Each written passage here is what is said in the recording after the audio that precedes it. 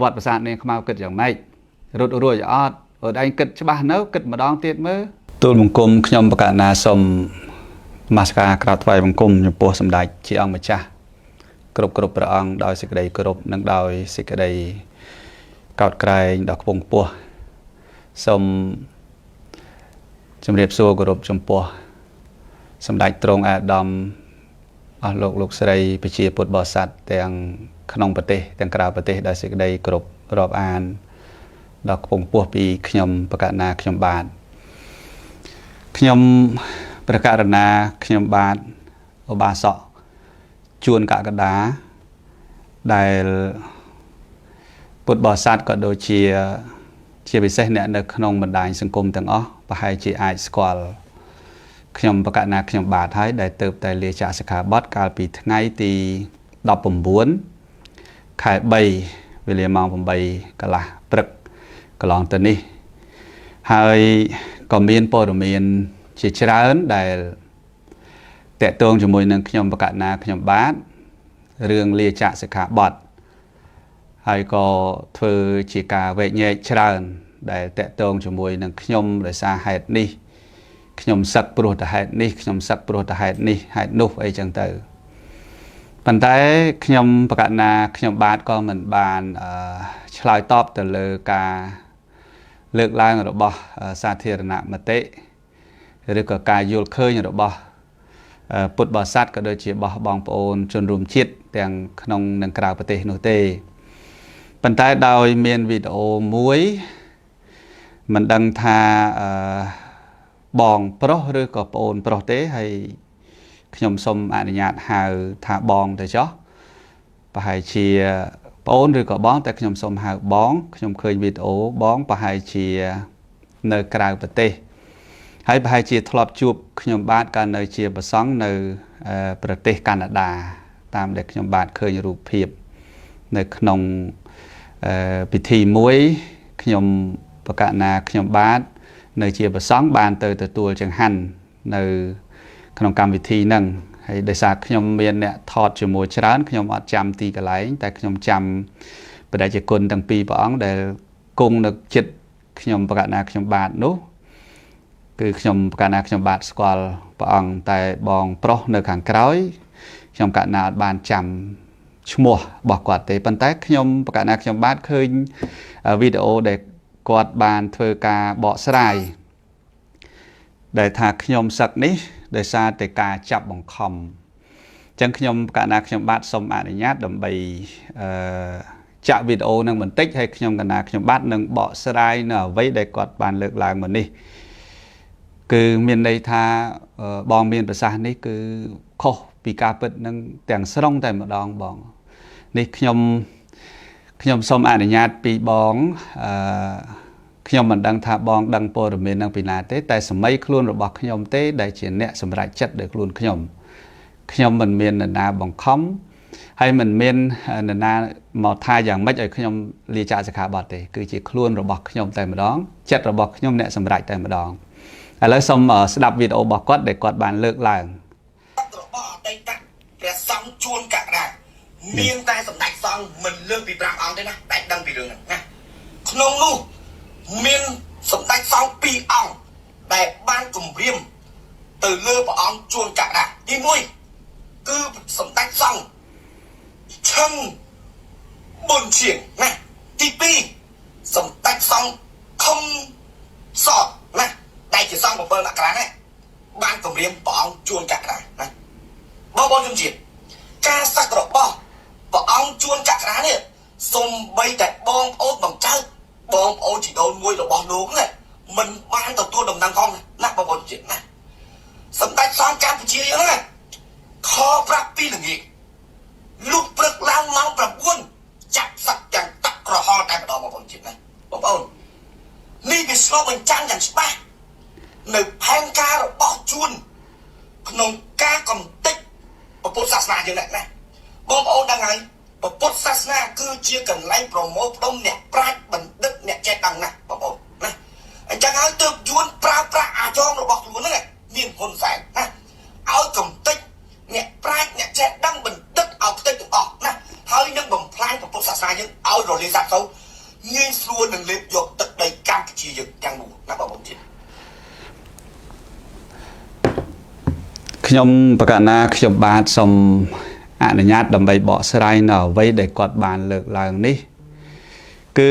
សម្រាប់ខ្ញុំកណាខ្ញុំបាទតែម្ដងដូចជាមិនមានរឿងនឹងសោះខ្ញុំប្រកាសណាខ្ញុំបាទសូមទូលប្រកេននឹងជម្រាបឲ្យបានជ្រាបថាខ្ញុំដូចជាមិនមានរឿងអ្វីដូចដែលគាត់បានលើកឡើងនឹងសោះហើយខ្ញុំប្រកាសណាខ្ញុំបាទដែលលាចាកសិក្ខាបទដោយឃើញភ្លាមបាននាំគ្នាផ្ទុះតែលាចាកសិក្ខាបទនេះខ្ញុំកណាសូមទូលប្រកេននិងសូមជម្រាបជូនសាធារណជនទាំងអស់ឲ្យបានជ្រាបថាខ្ញុំកណាជាមនុស្សដែលពុទ្ធបរិស័ទគាត់បានស្គាល់ដឹងច្រើនហើយខ្ញុំជឿថាពុទ្ធបរិស័ទគាត់នៅស្រឡាញ់នៅស្ដាយច្រើនបើកាលណាខ្ញុំប្រាប់ថាខ្ញុំនឹងសឹកនៅថ្ងៃប៉ុណ្ណេះថ្ងៃប៉ុណ្ណោះខ្ញុំដើរប្រាប់គេតាមរោងបុណ្យខ្ញុំដើរប្រាប់គេតាមទីសាធារណៈឬញោមដែលស្គាល់សាកសម័យមើលថាតើអ្នកដែលបានចូលរួមនឹងមានប្រមាណអ្នកនេះគ្រាន់តែគិតទេហើយតើពួកគាត់នៅសុខទេថាដឹងតែខ្ញុំសឹកថ្ងៃប៉ុណ្ណេះប៉ុណ្ណោះខ្ញុំជឿប្រកាសណាស់ថាមិនសុខទេហើយគាត់នឹងមកហ្នឹងគឺប្រកាសជាមានអ្នកខ្លះគាត់អាណិតគាត់ស្ដាយគាត់នឹងយំស្រែកពេញតែវត្តហ្នឹងឯងហើយឲ្យខ្ញុំ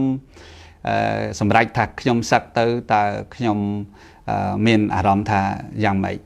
ការសម្រេចចិត្តរបស់ខ្ញុំហ្នឹងហាក់បីដូចជាធ្វើឲ្យពួកគាត់យំស្រែកអញ្ចឹងខ្ញុំសម្រេចចិត្តខ្លួនខ្ញុំថាខ្ញុំដែលដាក់ថ្ងៃសឹកគឺខ្ញុំអត់ប្រាប់សាធារណជនពុទ្ធបរិស័ទញាតិមិត្តពធហ្នឹងឲ្យតាន់ពេលវេលាថាដឹងថ្ងៃនេះថ្ងៃនោះទេគឺខ្ញុំទៅតែប្រាប់ស្អែកឡើងសឹកគឺខ្ញុំប្រាប់ថ្ងៃហ្នឹងខ្ញុំប្រាប់ដូចយើងឃើញទាំងអស់គ្នានៅតាមបណ្ដាញសង្គមជាពិសេសញោមអាដាមម៉ុងរិទ្ធីខ្ញុំឆាតទៅគាត់ខ្ញុំប្រាប់គាត់នៅពេលដែលម៉ោង10ទៅហើយ10យប់ទៀតមិនមែន10ព្រឹកទេអញ្ចឹងមានន័យថាខ្ញុំព័ត៌មានដែលខ្ញុំសឹកនេះគឺខ្ញុំមិនបង្ហាញពុទ្ធបរិស័ទសាធារណជនឲ្យដឹងឲ្យឮមុនរយៈពេលយូរទេព្រោះខ្ញុំ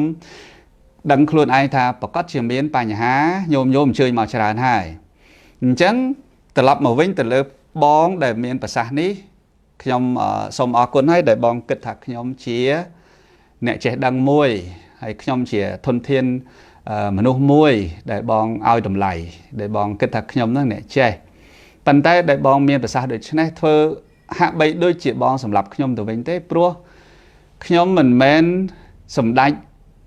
ព្រះពុទ្ធជ័យមនីខឹមសនសម្ដេចឈឹងប៊ុនឈាលោកមកបខំខ្ញុំទេខ្ញុំនិយាយដោយការពិត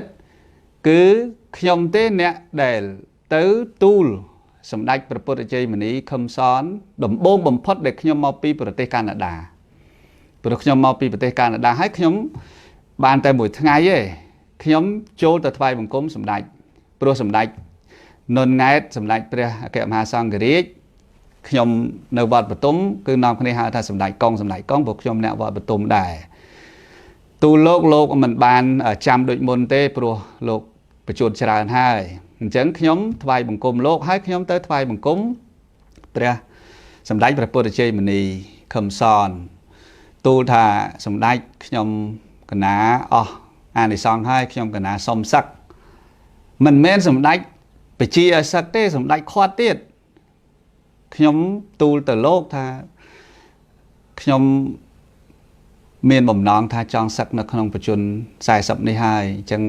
សូមសម្ដេចអនុគ្រោះដល់កូនចៅសូមលាសម្ដេចដើម្បីលាចាកសិក្ខាបទហើយប្រាប់ហេតុផលច្រើនប្រកេនទៅសម្ដេចជាអង្គម្ចាស់ហើយខ្ញុំនឹងសម្ដេចព្រះពុទ្ធជ័យមនីខឹមសនខ្ញុំអ្នករស់នៅក្រោមអាវាតរបស់លោកតាំងពីឆ្នាំ2006ម្លេះខ្ញុំនៅវត្តបទុមកុដិលេខ7វត្តបទុមបតីគឺញាតិញោមពុទ្ធបរិស័ទដឹងទាំងអស់ហើយទូទាំងប្រទេសថាខ្ញុំពីមុនជាប្រសង់នៅវត្តបទុមបតីដែលចេញពីវត្តសំហងដែតមកចូលវត្តសារាវ័នបានមួយឆ្នាំខ្ញុំមកនៅវត្តបទុមបតីកុដិលេខ7ហ្នឹងដែលជាកុដិរបស់លោកគ្រូខ្ញុំព្រះអង្គគ្រូធម្មធេរោសែមសរិនដែលលោកបានសុំឲ្យស្នាក់នៅសិក្សារៀនសូត្រទីនោះហើយសម្ដេចព្រះអគ្គមហាសង្ឃរាជនុនង៉ែតសម្ដេចព្រះពុទ្ធជ័យមនីខឹមសនលោកគឺជាអ្នកមានឧបការៈលើខ្ញុំច្រើនណាស់ទាំងការអប់រំទាំងការផ្ដល់សេចក្តីសុខទាំងការឃុំក្រងខ្ញុំ អប់រំថែរក្សាខ្ញុំនៅជាប្រសង់នៅទីនោះខ្ញុំអត់មានរឿងអីដែលត្រូវមកសម្ដេចបខំខ្ញុំឲ្យសឹកទេ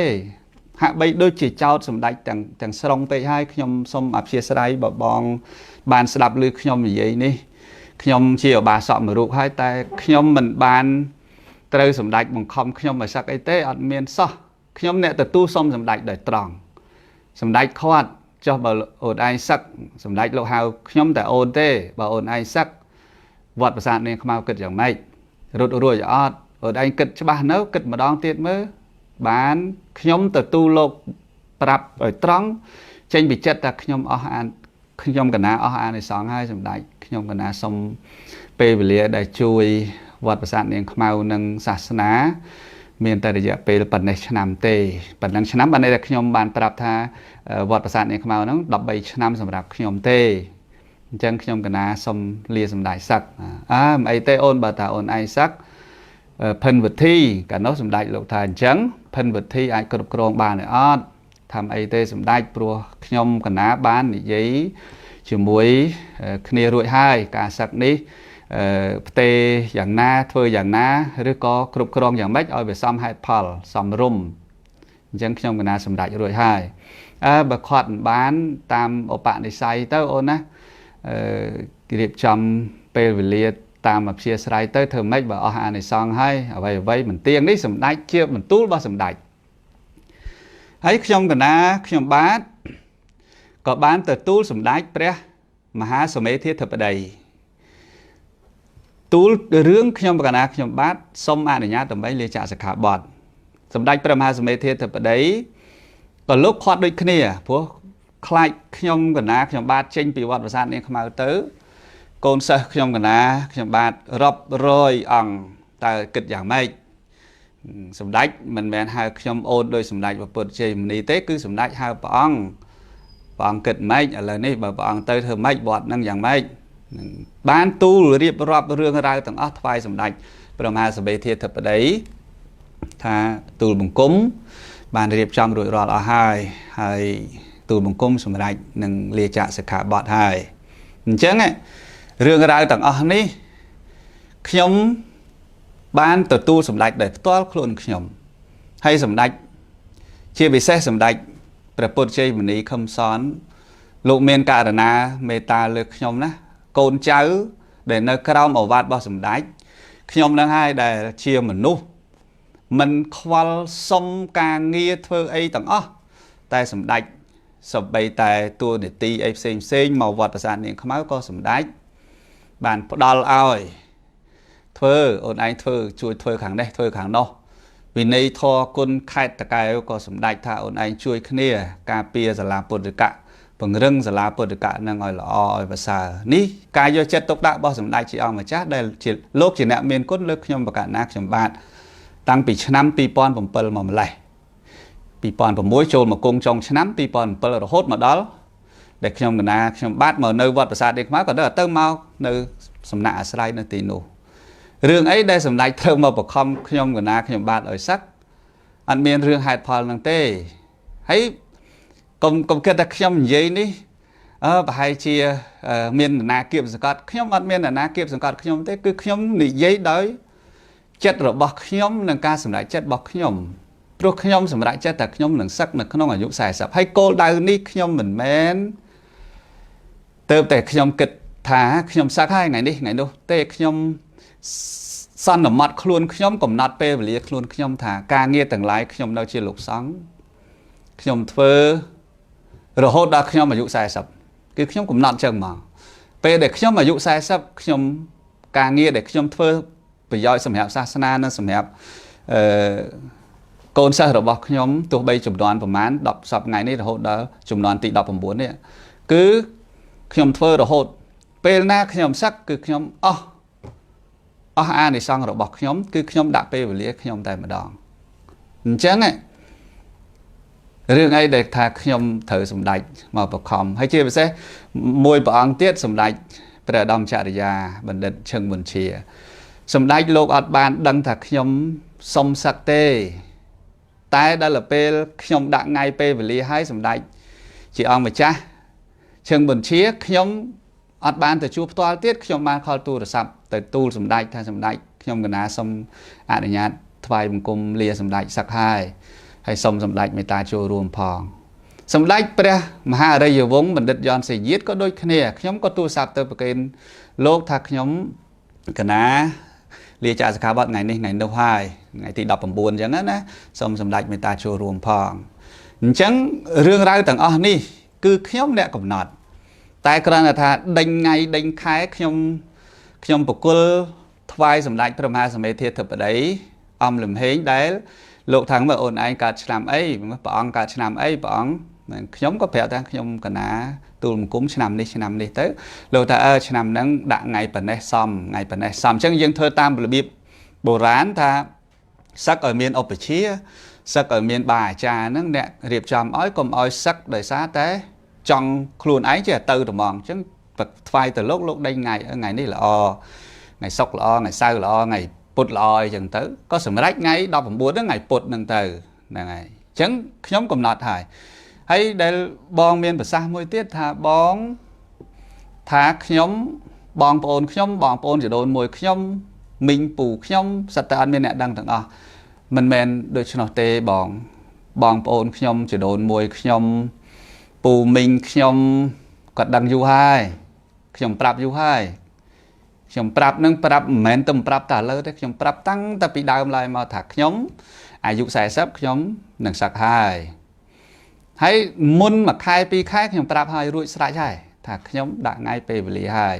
ខ្ញុំនឹងសឹកហើយខ្ញុំសម្រេចខ្លួនខ្ញុំអញ្ចឹងខ្ញុំអត់មាននរណាមកបង្ខំខ្ញុំទេសូមបងអព្យាស្រ័យអភ័យទោសខ្ញុំសូមបដិបត្តិគោរពពីចង្ងាយសម្រាប់បងដែលបានបកស្រាយនេះគឺមិនមែនជាការពិតសម្រាប់ខ្ញុំទេខ្ញុំដាក់ចិត្តដាក់កាយរបស់ខ្ញុំបួសពី13ឆ្នាំរហូតដល់40ខ្ញុំគិតថាខ្ញុំរៀងហត់នឿយច្រើននេះខ្ញុំនិយាយពីបេះដូងរបស់ខ្ញុំណាគឺខ្ញុំហត់នឿយច្រើនណាស់ទាំងការចិញ្ចឹមទំនប់បំរុងការស្វែងរកជំនួយផ្សេងដើម្បីឧបត្ថម្ភកូនសិស្សខ្ញុំរហូតមកដល់ថ្ងៃនេះដែលខ្ញុំចាក់សិក្ខាបទបាត់ចំនួន3ថ្ងៃនេះមានន័យថាកូនសិស្សរបស់ខ្ញុំបានដល់ទៅ4677អង្គហើយអញ្ចឹងខ្ញុំគិតថាកូនសិស្សទាំងឡាយលោកគ្រូធ្វើបានប៉ុណ្ណឹងហើយសូមកូនសិស្សទាំងឡាយហ្នឹងយល់ថាលោកគ្រូមានការហត់នឿយច្រើនហើយអញ្ចឹងលោកគ្រូធ្វើការទាំងអស់នេះគឺដើម្បីកូនសិស្សទាំងអស់តែលោកគ្រូអត់មានជីវិតខ្លួនឯងទេអញ្ចឹងលោកគ្រូទៅឯណាមកឯណាធ្វើអីគឺសិតតែជាជីវិតរបស់កូនសិស្ស